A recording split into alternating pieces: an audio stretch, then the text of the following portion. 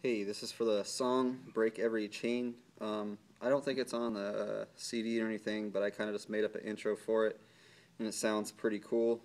So I'm just going to show some of the lead guitar parts that I made up that I think fit well in the song. Um, First, we're going to just do this intro part with picking and everything. And the way I have my hands set is I have this finger on the 4th fret, and I have my ring finger on the 6th fret right here on the G string.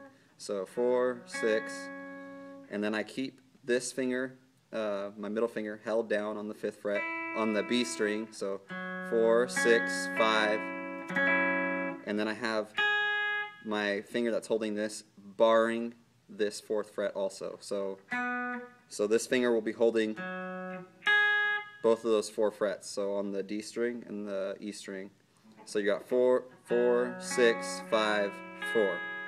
And you're going to keep your hand right here for the entire progression. So the chord progression is F sharp, minor, D, A, E, but you're just going to play over that with all those notes. Now there's a couple other notes where you're going to have to just use your pinky to come on and off of some of the other notes. And so what you're going to do is you're going to pick the first three, the 4, the 6, and the 5 together,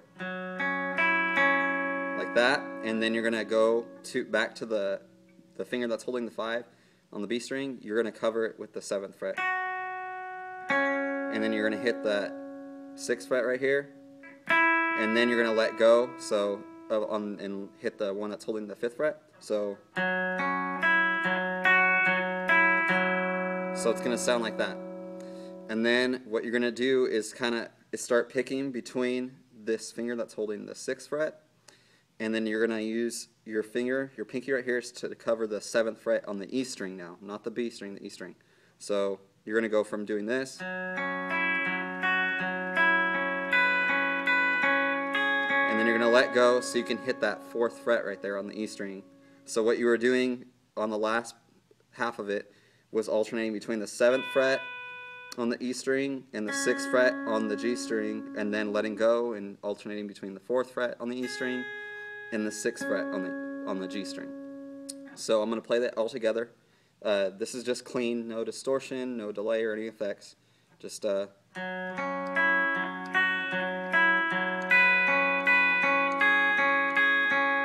then you would just repeat that. So here's again. Sorry.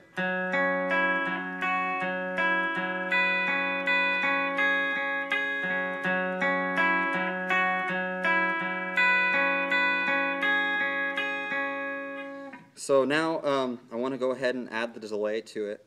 So first, what I got is a delay. It's you can hear the echoes. So it's just kind of like a 1, 2, 3, 4, like that, about that speed. So you want to delay about at that speed so the notes will bounce off each other while you're picking them.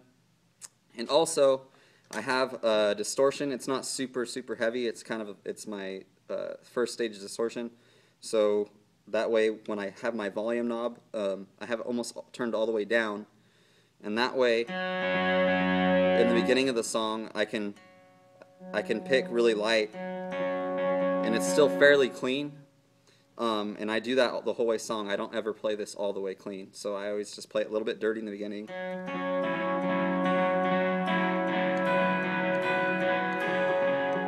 Like that.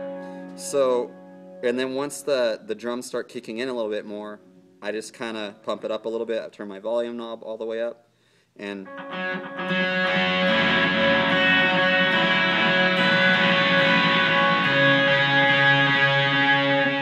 so you might get some dissonance in there, but it's just going to sound really good with all the rest of the instruments playing, with the other chord progression playing behind that.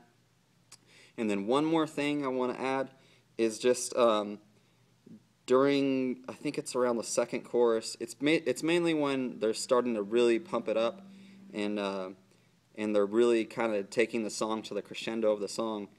I do some octaves with the chords. So with the F sharp, I do a C sharp way up here, and then I go to a E while they're doing the D chord, and then while they're doing the A chord I go back to C sharp, and then when they do the E chord I go to a B.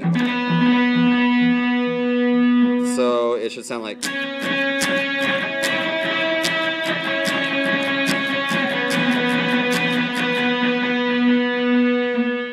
And so you would just keep repeating that progression over and over, and then you would have your song. So that's the lead parts for Break Every Chain, and just go ahead and repeat all that and you'll be fine.